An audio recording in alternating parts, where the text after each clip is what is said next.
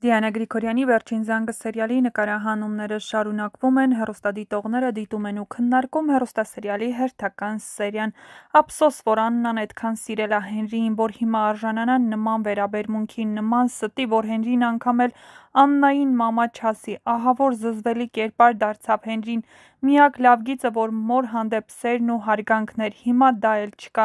գրել է հեռուստադիտողներից մեկը։ Սոսն ու Արամն ինչ լավ հայր ու տղա են, ինչքան հոգատար են միմյանց հանդեպ, Սոսն ինչ հանգիստ ա խոսում Արամի հետ։